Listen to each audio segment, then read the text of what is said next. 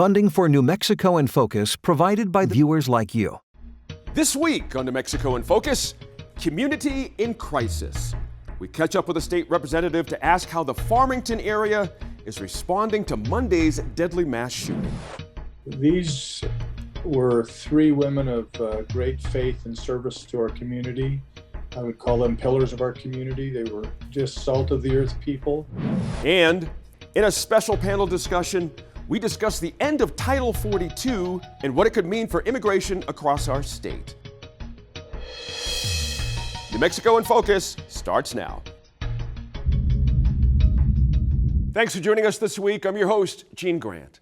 The city of Farmington is mourning the deaths of three women, all over the age of 70, after a mass shooting that also injured 6 people, including 2 police officers. In less than a minute, I speak with State Representative Mark Duncan about the shooting, how people in Farmington are feeling, and the governor's calls for gun control legislation. Then in about 10 minutes, we turn our attention to the border with Mexico.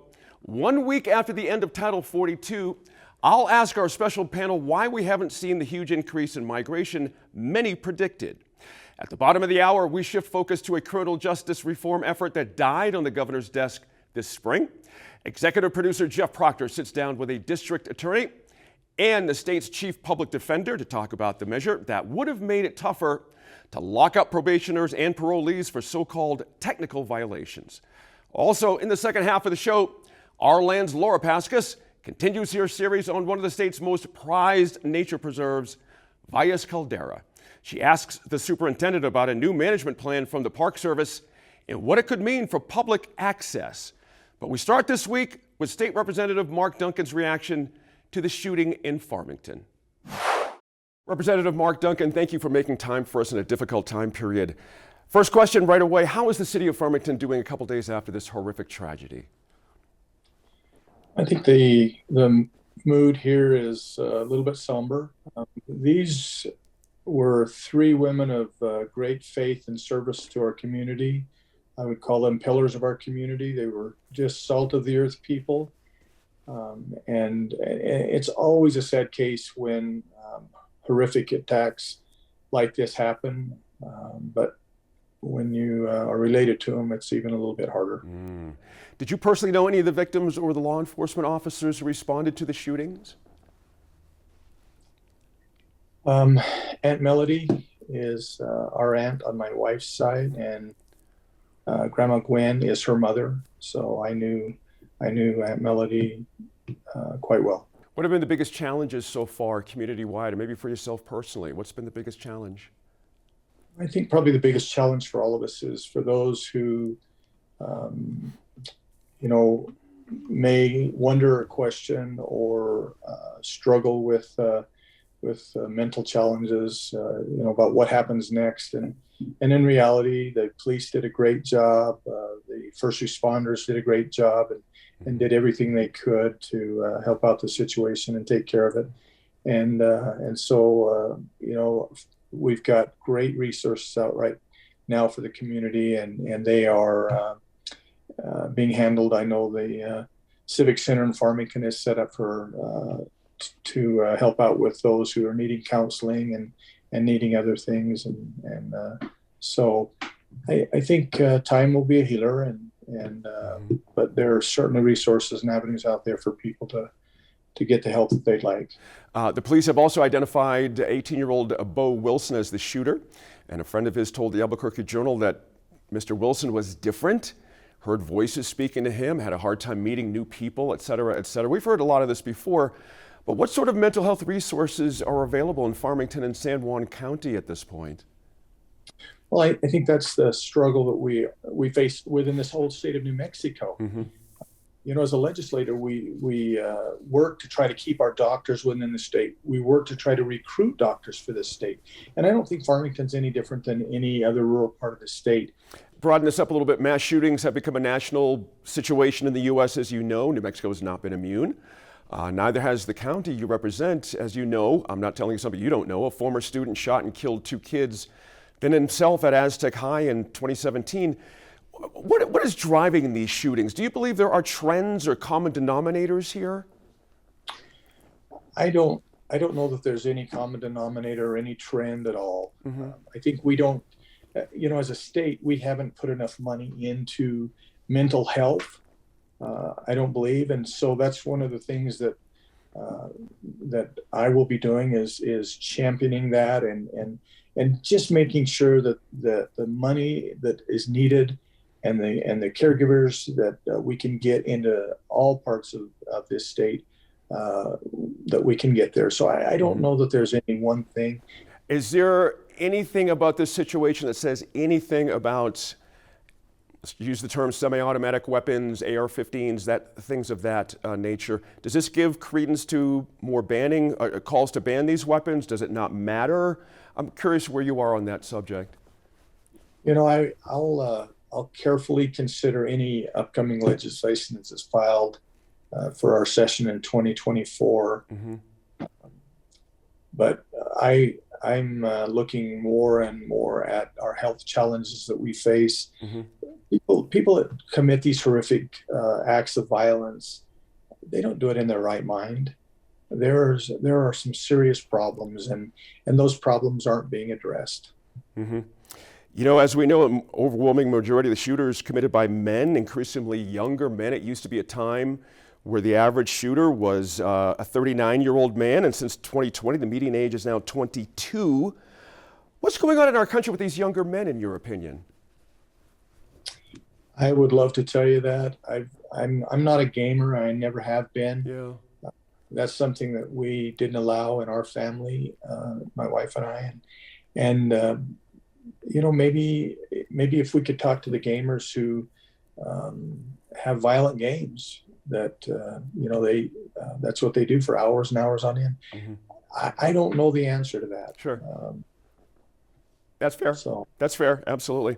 Governor Michelle Lujan Grisham told reporters on Tuesday she will again pursue what she calls an assault weapons ban and age restrictions for purchasing firearms in the next session.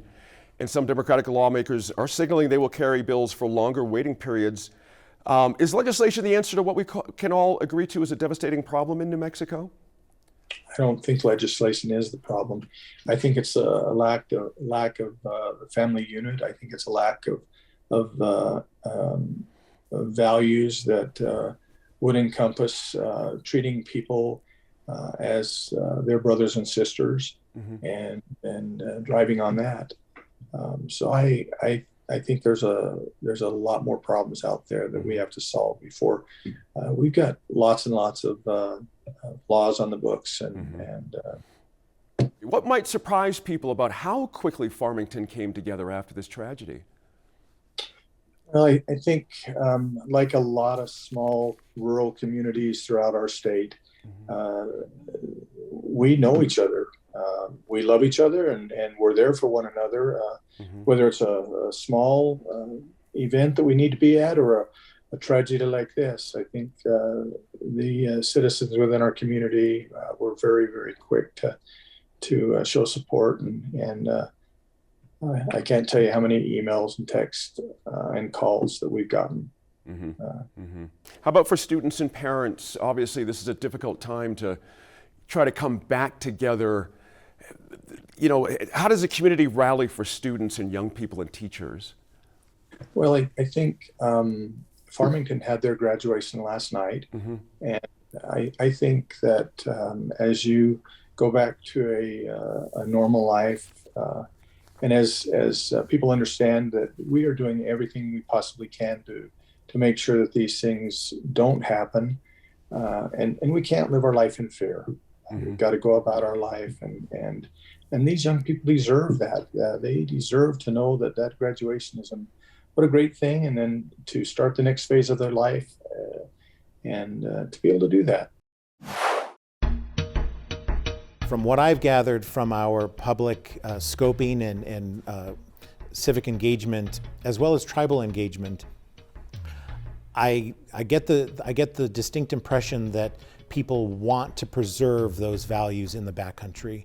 And so it'll be a function of finding that right balance of how many visitors can we sustain in the backcountry while maintaining those values.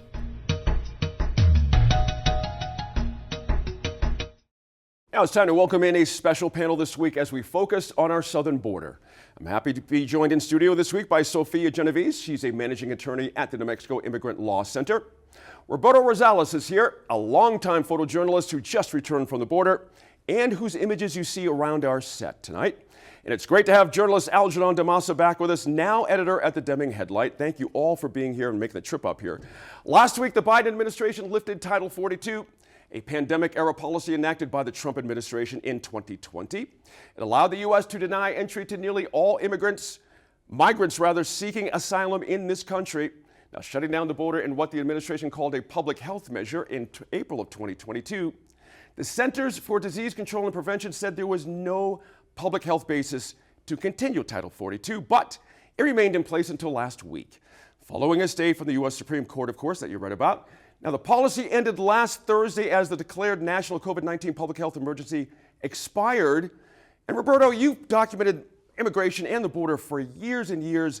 You've traveled there. You just got back over the weekend.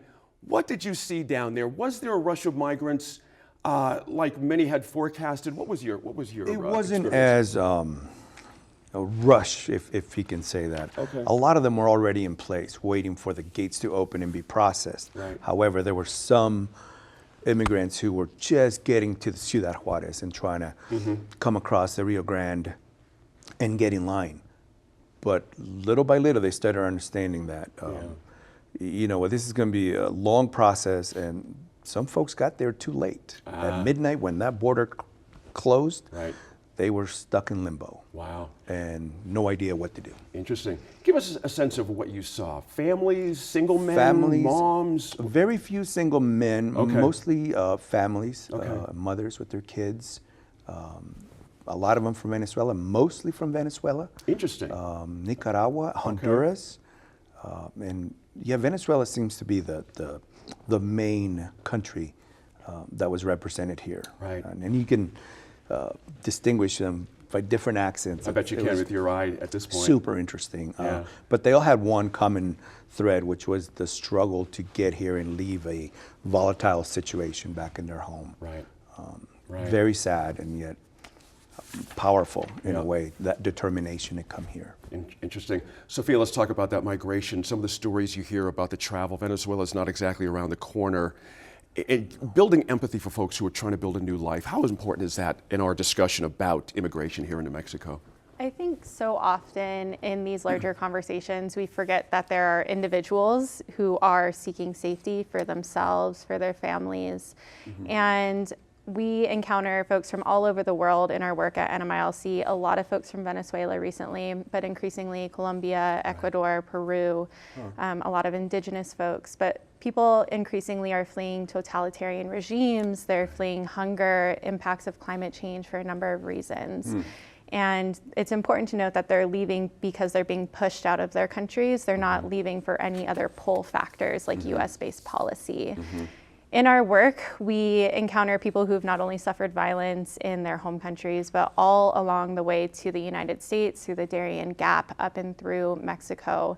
Nearly every single one of my clients has been kidnapped, robbed, sexually assaulted, physically assaulted, and they consider themselves lucky because they made it to the border and they were able to cross, and not everyone does. And so it's a huge risk that people take when making that journey. They don't make that decision lightly. Algernon, as you know, closing leading up, very noisy, a lot of press out there, a lot of warnings, as I mentioned to Roberto, about this surge of migrants. But the AP has reported a pretty significant drop in crossings, as Roberto mentioned. What happened here in your mind? What was the big fall off here? Because you would think even after the closing of it, there still would be a little bit of a push for the border. What happened? Right, and there's still pressure on the border. It's just that more of that pressure is coming to bear on the other side of the border in these border towns in Mexico.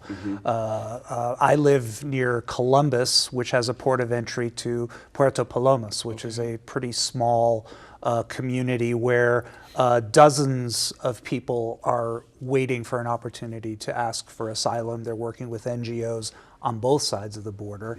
And what some of them are telling me is that these folks are quietly being targeted. They're being targeted for shakedowns from local criminals. They are being targeted for prostitution. And the Columbus Port of Entry will only process 5 individuals per day. Wow. That's what they said that they would handle, and then immediately transport them to El Paso.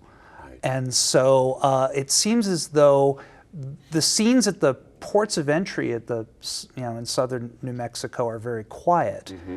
But I think that by design, the policy has pushed the visible signs of that suffering away from public view. I see. What does that mean for us as press? What do we need to do here to get this awareness out there a bit more? Are we doing enough at this point? I think we need to be on both sides of the border. Right. I think we need to be speaking to people in multiple languages. And I really think that we need to go to show our communities that for whom we're reporting the human face of this. Right. I think that one lesson to draw from what happened in 2019 and the way that that community response was becoming celebrated, it was also bringing the migrants into the public eye so that we could see that these are moms, these are children. And when suddenly the situation changed and the communities didn't have those stories and those images to report anymore because the suffering was moved to the Remain in Mexico policy in Title 42. Right. I think it took that away from the public eye so that other rhetoric started to dominate the conversation.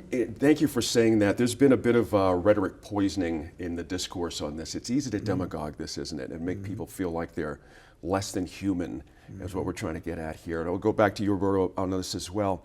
Have you had a chance to talk to people while you're there? Many? Okay. Yes. I'm interested in, it's hard to put one's place in another person's place, but I'm interested in the fear factor that you deal with, that you hear from these moms and such.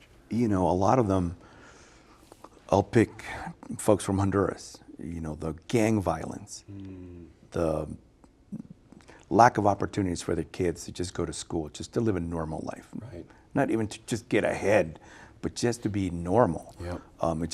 It's not an option. Of course, we know what's happening in Venezuela. That climate is just awful right now, and people are just having to cross the Darien Gap and experience this awful, situations, sexual abuse, being robbed, you name it, they've gone through it. But they're not just coming here because they want to work and they want to leave their home, which is, it goes against what a lot of people here in the U.S. think. They just want to come here and work. Yes, but they're not leaving because they want to. If they had a choice, I'm sure they would remain in their homes. But that is the common message that I'm hearing everywhere. Interesting. That's very interesting. Sophia, back up a little bit. What impact did the end of Title 42 have on people you represent and advocate for? From your perspective, what was it rooted in? How did it help? Yeah, so to give a little more context for Title 42, it was implemented in March 2020 by the Trump administration, and they used the COVID-19 pandemic as a pretext to enact this new asylum ban at the border.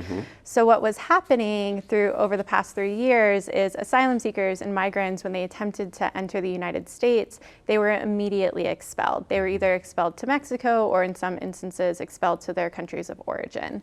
And there were 3 million expulsions over the past 3 years. And that 3 million encompasses sometimes the same adult trying to cross several times, and that number captures them multiple times.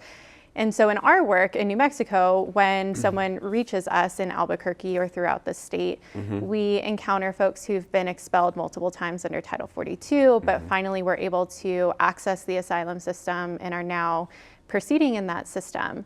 And so it had a huge impact on folks trying to seek safety. They were pushed back into Mexico, subjected to violence that migrants are subjected to there. So it had quite an impact on access. I could imagine. Algernon, for immigrants and migrants living here in New Mexico already, is there any bounce from this, so to speak? Anything that we should be aware of for folks that are already here? Well, just that there are still NGOs and people in communities helping people with needs assessments, making travel arrangements if needed. Right. What strikes me is that historically, there was a time when we actually had a family case management system to work with people while their cases were in process. Right. We did not have the system of detention centers that we see. That's right. We had a system where somebody called you up and spoke Spanish or whatever your language was and said, do you have everything you need? Here's your court date. Are you going to make your court date? And the data that I saw was that was much less expensive than what we do now. I see. It was also phenomenally successful. And some of the companies, the contractors that were involved in this system of family case management approach were the same contractors that now are known for running these detention facilities for migrants. CoreCivic, I think, was one of them.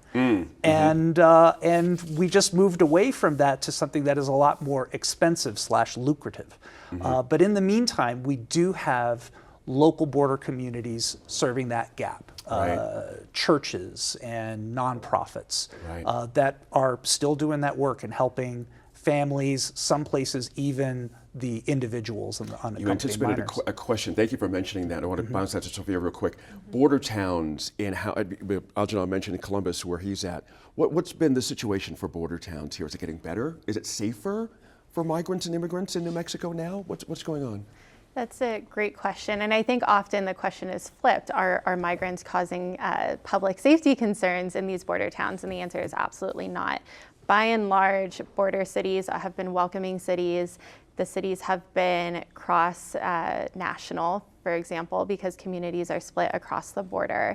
And so there's a welcoming sense amongst ordinary folks who live in these border towns. But what's winning the narrative are often from white nationalists who are not in these border towns. Right. And to the earlier point about case management systems, yes, it's 100%, not 100%, but it's much cheaper to welcome people with dignity and holistically provide for their needs through case management, social services, legal access.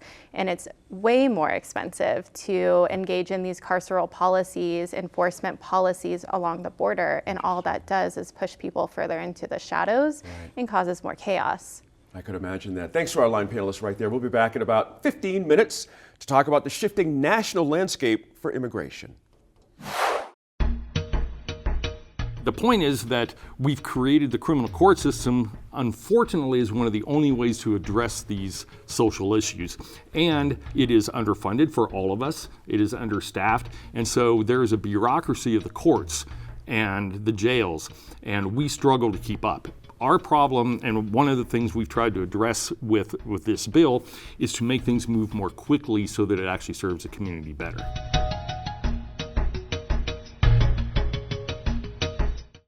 At Valles Caldera, the National Park Service is trying to balance access with protecting wildlife and ecosystems, and changes might be coming soon. Last week, we heard from watchdog Tom Reby from Caldera Action. This week, our land's Laura Pasca sits down with Valles Caldera National Preserve Superintendent Jorge Silva Banduelos as the Park Service works on a new management plan for this special spot in the Jemez Mountains. Hi and welcome. Thank you. Thank you for having me. So you oversee what's arguably one of the most beautiful spots in New Mexico, 89,000 acres in the Jemez Mountains, and the National Park Service oversees it now, but it has a long history with varied management. What has made management of this area so complicated, or what makes it unique? You know, I agree, it's a very inspiring location. The landscape is probably one of the most stunning in New Mexico. And having grown up in Albuquerque, I've had the opportunity to travel all around New Mexico, and this is by far my favorite place and why I'm so passionate about this location. It has a really interesting history, dating back into the 19th century, when in about 1860 it became a private land holding, and it's been under kind of dispute over how it's managed ever since.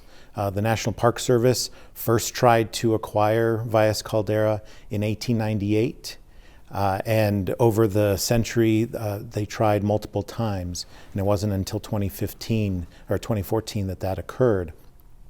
But over that time, I think there's been a lot of different interests, whether from private ranch landowners to different federal agencies interested in it, to state governments interested in managing it, to tribal entities interested in owning and managing it.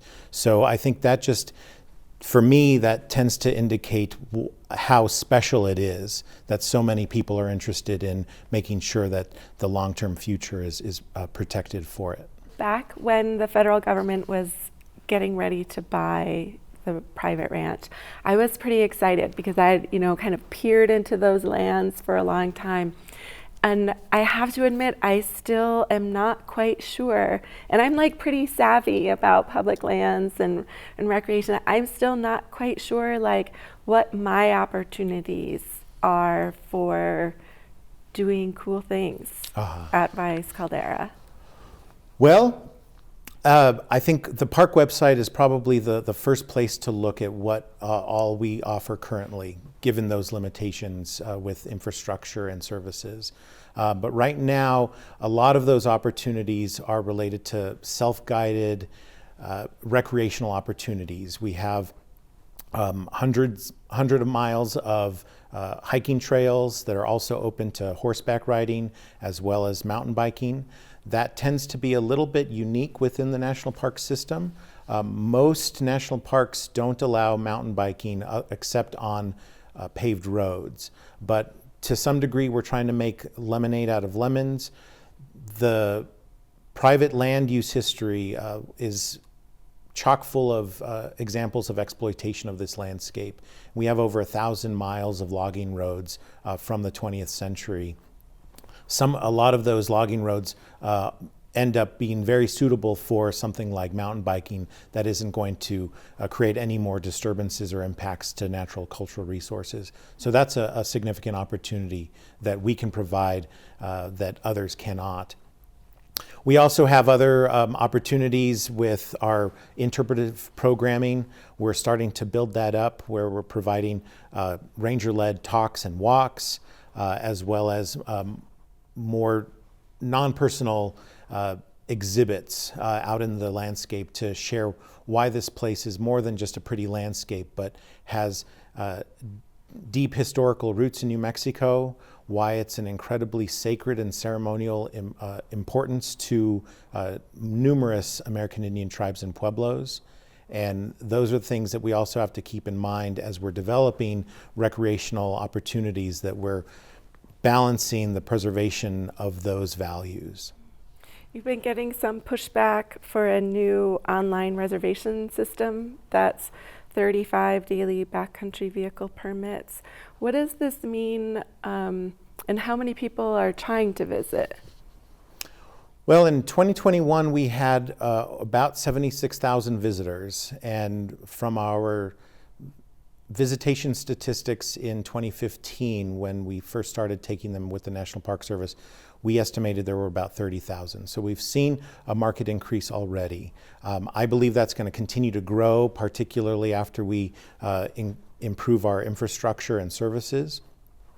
But there's a balance, as I've shared before, where we're trying to go with our general management plan right now is first look at our zoning management. And this is similar to any city or a town where you identify where's their residential zoning, where's their commercial, where's their industrial, and you don't want to necessarily mix those.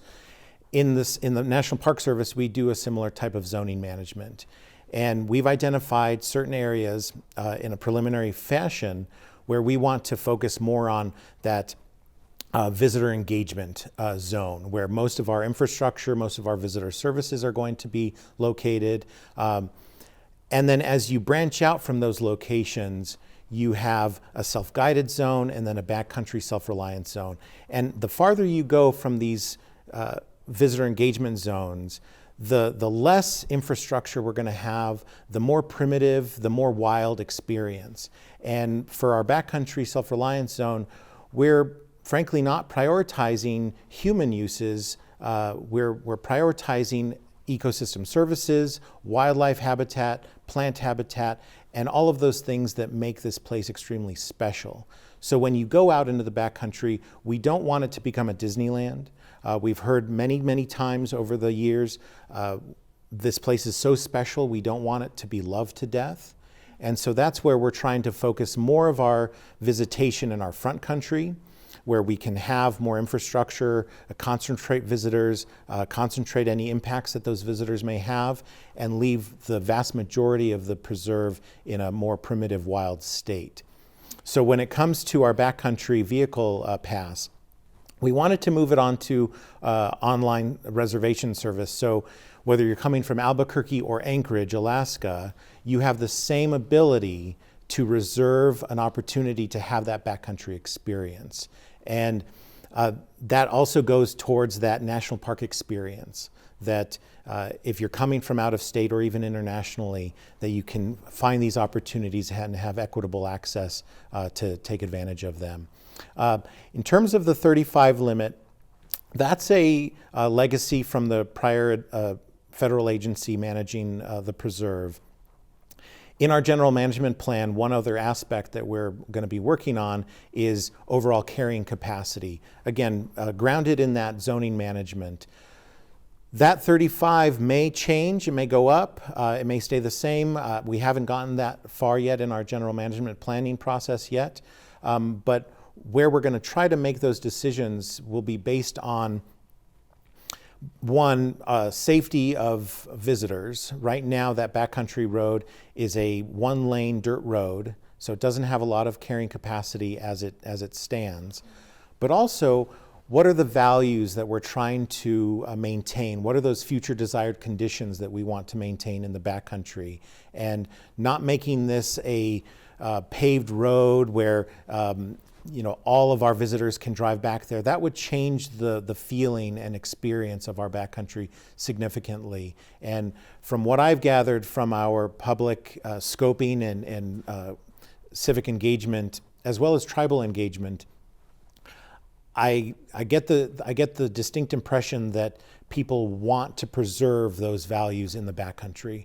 And so it'll be a function of finding that right balance of how many visitors can we sustain in the backcountry while maintaining those values.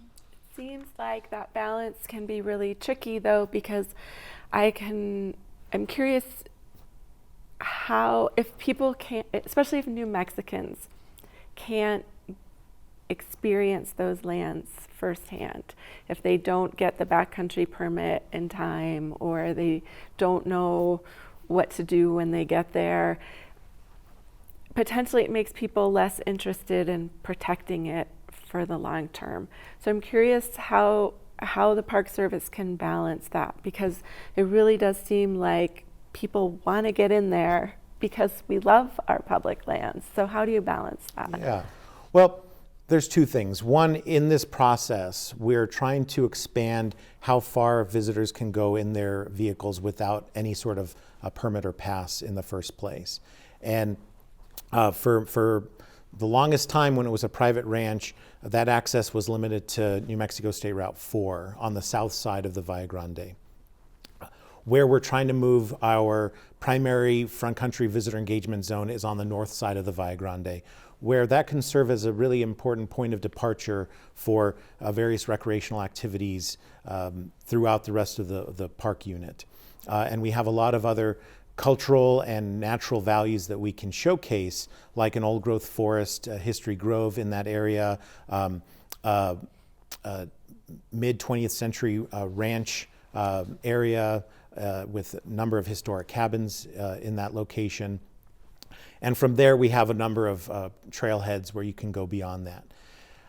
The 2 points that I think are really important, I think we get caught up on, we need a vehicle, we need a car to experience our public lands. And I don't necessarily agree with that. That backcountry pass is only for vehicles. If you are on a mountain bike, if you're on foot, if you're on horseback, you don't need any vehicle pass, you don't need any sort of backcountry pass to go beyond that location. So it's how do we engage with our public lands maybe in a different way that it's not so car-centric. And again, this is how we try to preserve those values and experiences that people can have in different forms.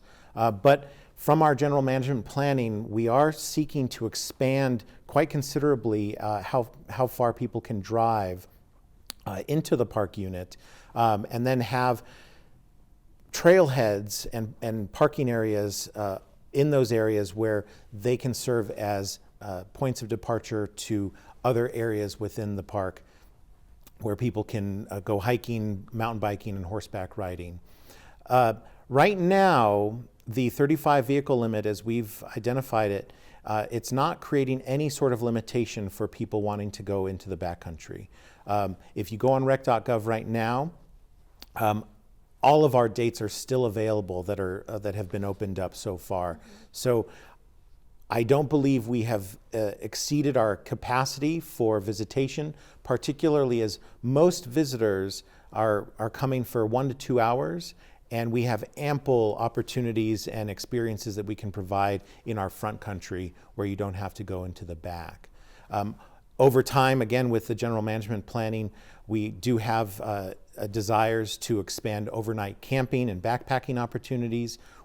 That will create an additional opportunity to experience the backcountry and be out there for multiple days. Again, a different way of experience it that doesn't require a vehicle. Yeah, thank you. I cannot wait to get out there with a backpack someday soon. Excellent. Thank you. My pleasure. Welcome back to our panel. With the fall of Title 42, migrants have few options under a different section of the federal code called Title 8 before reaching America's borders. They can seek humanitarian parole. They can try and get an appointment at a border checkpoint via a new app created by the federal government, or they can try to cross illegally. The first option, parole, is limited to 30,000 people per month and tends to favor wealthier migrants with connections in the U.S. The latter two, crossing illegally and applying via the app, both require applying for asylum. So, Sophia, how does one apply for asylum? What is that process like these days? Is a phone app feasible, in this world, or is that just a Band-Aid? Your take on this is interesting. There have been a lot of changes to immigration policy under the Biden administration, and they haven't been positive. Each step has been to restrict access to the asylum system. So in the wake of lifting Title 42, the administration has said they will expand the use of expedited removal, which exists under Title 8, the Immigration and Nationality Act, and that also covers our asylum provisions. Expedited removal is nothing new. It has always existed. And what happens is when people enter the United States, they're placed in expedited removal. If they state that they are afraid to return to their country of nationality, they are placed into credible fear proceedings where they have to say that they are eligible for asylum under the law.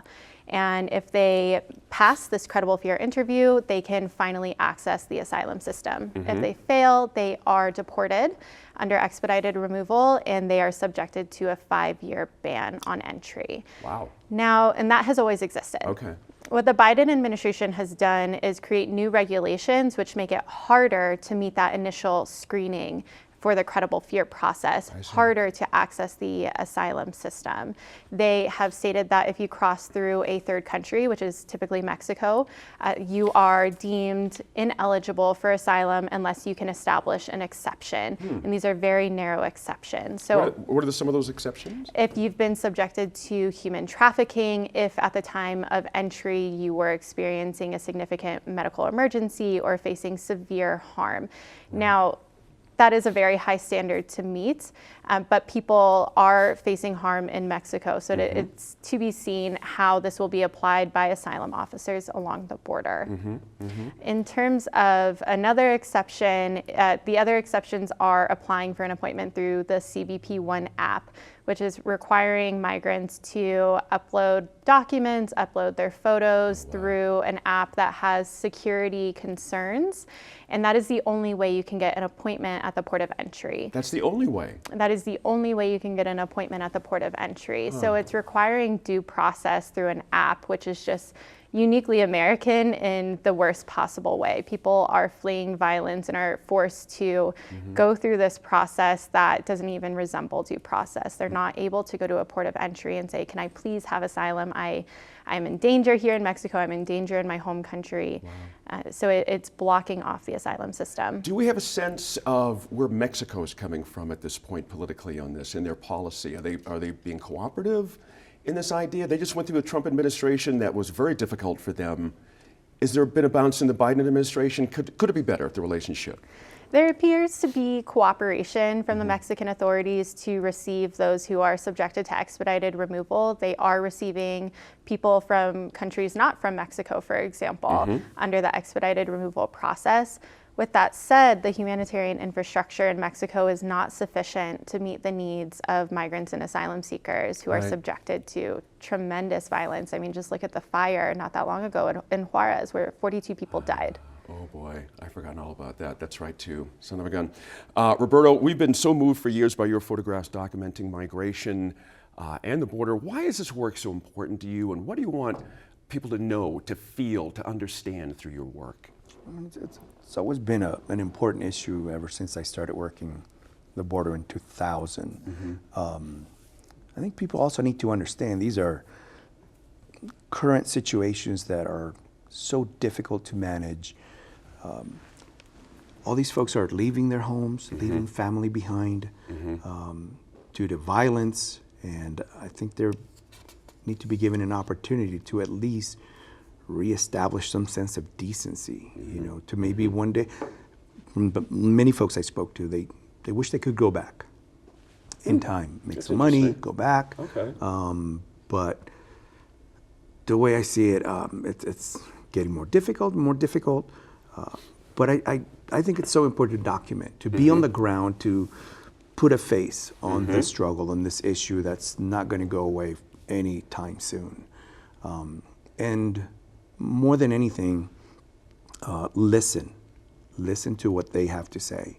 And I'm there to put a face, to describe, show, illustrate the human need, the humanitarian need to understand immigration on a much better scale. How far off are we in our general understanding? Completely off? A little bit off? I think we're way off. Really? Yes. Yeah. We don't understand the situations in these countries. You know, everyone just kind of groups them together. But each country is a little bit different, you know? Like in Guatemala, I mean, yes, there is violence, but there's also climate change happening now, which is starting to add to this whole equation. Honduras also, I mean, besides gangs, gang violence, a lot of people I spoke to at some of the shelters, they're fleeing because of climate change. They can no longer work their lands. Right. You know, so it's getting more complex. It sounds it. It sounds it. Alejandro, before we wrap up here, I mentioned the national mood. Listen, a comprehensive immigration bill has not reached the president's desk in this 21st century. I mean, we haven't moved but an inch here. The last bipartisan immigration reform passed 1986, the Immigration Reform and Control Act. At the federal level, what needs to crack here? What needs to happen?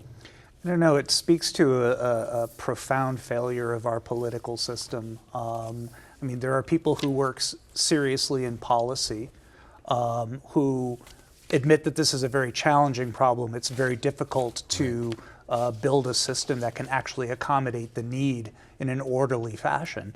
But it also requires what we call leadership and real political courage to straighten this out. You know, when Title 42 was about to expire, we were warned from the White House to expect chaos. That's the word that the White House used to describe this. But the chaos actually is not new. The chaos is the climate change of the farming families that no longer have land. It is the people who realize that their kids are being recruited by gangs and had nothing to do except throw what they could into a backpack and start walking. And what we have somehow managed to do by putting Band-Aids on it and postponing the real serious work, we've now created systems that not only perpetuate violence and enrich criminal syndicates, we've also somehow managed to create a caste system within migrants who are desperate enough to walk across continents. We've somehow managed a way to create a social class structure within this tormented group. And that's really saying something about our wisdom and our leadership. Good point there. Last point there is an excellent one. Thanks again to this entire panel this week for helping viewers understand this complex set of issues and the humanity underneath them. Be sure to let us know what you think about this discussion on our Facebook, Twitter, or Instagram pages, and catch any episodes you may have missed on the PBS app or your Roku or Smart TV. So finally tonight, criminal justice reform at the legislature. 2023 was a pretty light year on that front, with a few notable exceptions. One measure that did get through was, or has been years in the making. Senate Bill 84 would have made it tougher to lock up probationers and parolees for ticky-tack violations like missing an appointment or failing a drug test. But despite a relatively easy path through both chambers, Governor Michelle Lujan Grisham vetoed the bill. Executive producer Jeff Proctor sat down with a prosecutor and a public defender to ask whether the governor did the right thing and the real problems underneath so-called technical violations. Bennett Bauer, Marcus Montoya, thank you both for joining me here today. Thank you for having us, Jeff. We're here to talk about two gubernatorial vetoes on criminal justice reform bills. You each wrote an op-ed about those vetoes. Ben, you are a public defender. Marcus, you're a prosecutor. To the galloping shock of exactly nobody, you guys disagreed. So let's start with some basic definitions. Marcus, what is the difference between probation and parole, and what is the role of both of those things in the system? All right, good question. And so probation, upon plea agreement or enter of guilt or finding of guilt at trial, you're going to have a sentence. That sentence can be probated, which means you're not going to be serving any time incarceration. That's the nuts and bolts of a basic understanding of how probation is going to operate. And then so you are on terms and conditions to comply with the court and be monitored typically by probation and parole. And if you violate those conditions, it's the discretion to potentially change your conditions or revoke your conditions of release and incarcerate you. Parole is when you have served time in incarceration and you're now released from that time. And so now you are under parole supervision by the parole board of the Department of Corrections. Gotcha. So there are two forms essentially of state supervision outside of the incarceration context, right? That's correct. Gotcha. So for years, Ben, we've heard conversations about what are called technical violations. Marcus described conditions that you'll have, whether you're on probation or parole. And we've heard in interim committees and during legislative sessions about technical violations for years. What is a technical violation of probation and parole, and what are some examples of how you can do that? Sure. Thanks for having me. So when you're on probation or parole, there are certain conditions you have to meet. Showing up to see your probation officer or parole officer, probably not doing drugs, not committing a new crime, things like this, things that are generally concerned with public safety. Technical violations are things that are less important. They still may be conditions and they still may be important, but it's things like missing an appointment or having a positive result on a drug test. So although you haven't hurt anybody, you may have done drugs and that showed up on a test. The way the system has worked traditionally is somebody gets accused of that and then they're arrested and held in jail until they get a hearing on it. That can take days, weeks, or even months. And in the meantime, there's all kinds of things that have happened to somebody that's in custody that we could talk about a little bit later. But the point of trying to handle technical violations differently is that you actually get to what you need to do with a person to address it rather than waiting for those days and weeks and months and all the damage that can do. So the result of a technical violation or a standard violation of probation and parole is, or has been historically, in many cases, reincarceration, right? So I want to talk a little bit about, Marcus, from your op-ed, praising the governor's vetoes of these two bills we're here to talk about today. You mentioned that by doing that, by sort of getting rid of what would have happened with technical violations under SB 84, that the governor helped with community safety. So how does locking people up on these technical violations bolster community safety? So I think there may be some misunderstandings in terms of use, right? So if I can go back to what you just said, Jeff, is a lot or many or most of these technical violations result in incarceration. Not necessarily. And actually, I would argue that they don't usually end up in incarceration unless there's a parole warrant for arrest to bring them in, like Mr. Bowers outlined. They do have to wait in jail until their hearings. So I'm not going to contest that, but if they're minor probation or minor parole technicals, there'll be a filing of a violation by probation parole. Our office will review it, we'll file for a hearing, and typically most of the time those probations are revoked but yet reinstated, either under similar conditions. So it's kind of you need to comply with conditions. That is the admonishment from the court. Now, it's multifaceted how it protects the community. To me, the graduated steps and sanctions that the probation parole bill would advise for kind of an automated system, I just don't have a lot of value in adding more community service potentially. And community services is good generally, but if we've got an offender who's not complying with certain terms and conditions that are not threatening, not related to public safety, nonviolent, I don't necessarily agree or need an automated system to impose more conditions, such as, well, now you need to do 20 hours of community service. We're already struggling to have this offender comply with conditions. I don't see the value in mandating more or additional conditions, or 5 days, or 3 days of jail, or 7 days of jail. To me, and I don't want to identify it as inherently bad, it's just, it doesn't value the offender, it doesn't value the system, it doesn't protect my community any more or less, and it's, I would argue, more burdensome and onerous on the offender. And so my concern is there are different levels of supervision for different types of offenders. And I think it should be left within the discretion of the defense attorney, the prosecutor, and the judge in that district on that particular case to determine the outcome of certain violations and not be handcuffed or restricted by what's proposed in this bill. If that makes any sense. It does. Because if I'm going to agree to a probated sentence up front, and that's my only opportunity under this bill to impose a incarceration or jail time, and if I don't do it at initial sentencing and I agree to probated sentence, but then need to jump through these hoops, I'm less inclined now to agree to a probated sentence. There are a lot of aggravating and mitigating circumstances to how I'm going to structure a plea agreement and agree to sentences at the outset. Okay. Ben, I want you to respond to that. Yeah. So first of all, I think Mr. Montoya and I agree on a number of things. And one of the things I think we struggle with is that there are social issues out there, behavioral health issues and substance abuse, which underlie a lot of the crimes, not all of them, but most of the crime that takes place.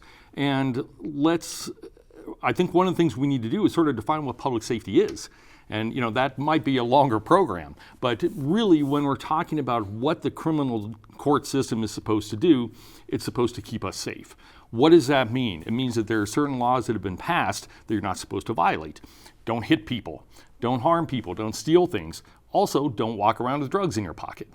Don't drive around with drugs in your car, don't have drugs in your house. Now, the use of drugs can lead to people committing crimes, sometimes against their families, sometimes against other people, and those can be really serious crimes. But the possession itself, for instance, doesn't necessarily harm anybody other than the person that has them, and even then, it's not necessarily, it doesn't necessarily harm somebody. I mean, up until just about a year ago, it was illegal to possess marijuana. Now it's not. So we've changed as a society. The point is that we've created the criminal court system, unfortunately, as one of the only ways to address these social issues. And it is underfunded for all of us. It is understaffed. And so there is a bureaucracy of the courts and the jails, and we struggle to keep up. Our problem, and one of the things we've tried to address with this bill, is to make things move more quickly so that it actually serves the community better. I see. And so I want to talk some about the notion of moving things like drug addiction and other sort of societal problems that we have away from the criminal justice context. What are some of the solutions? And I want you both to weigh in here. What are some of the solutions that are outside of this context, and why are those not prioritized? We are not well situated, the criminal justice system, to deal with social problems such as addiction. And what is the purpose of the criminal justice system? Incapacitate, rehabilitate, deter. Not a whole lot of rehabilitation is available, but the law enforcement assisted diversion are monies where we, as a county and criminal justice system and law enforcement and for the prosecutor's office and the defense bar, outline criteria of offenses that are nonviolent, whereby an offender qualifies at the point of potential arrest to a caseworker to help address their issues, whether it be socioeconomic, mental behavioral health, substance misuse disorder. And those are the types of programs where I'm all for it. Don't give addicts to us to fix, because we're not the fixer. We serve those three prongs. And when it becomes violent or dangerous, I think that's the best purpose of the criminal justice system, is to incapacitate. Sure. And when you talk about things like LEAD, right? Like New Mexico is sort of behind the rest of the country in terms of like developing LEAD programs. We've seen those in other places in the country. You just mentioned only 7 counties here have one of those now. My real question, what I'm trying to get at, is why haven't we made those kinds of prioritizations among policymakers and others, given the statistics here, given where we stand on things like overdose death rates? What are the points of failure there? Sure.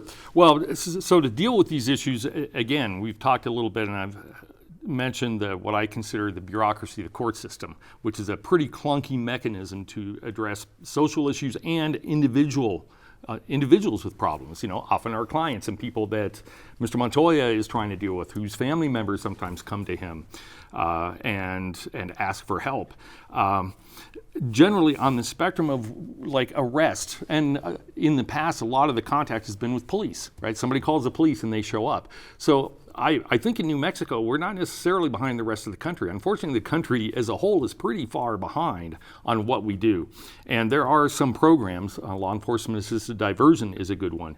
Albuquerque Community Safety Program here in Albuquerque, which is designed to, when somebody's in a mental health crisis, send out somebody that is not a uniformed officer, somebody who's trained in mental health. And so there are some really good programs, I think, in New Mexico going on. But what we're concerned with as a public defender is getting people to somehow get better, to not impact public safety, to not hurt other people or themselves without running them through the bureaucracy of the court system.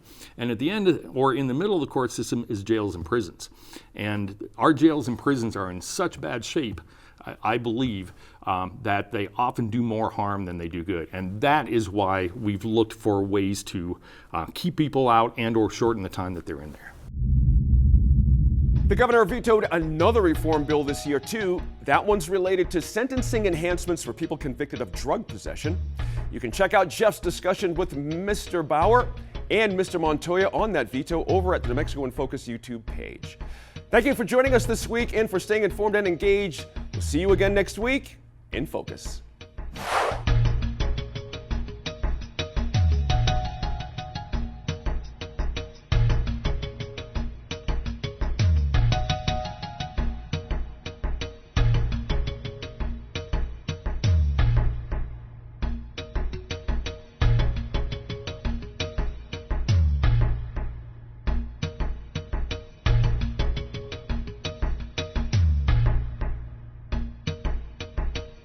Funding for New Mexico in Focus provided by the viewers like you.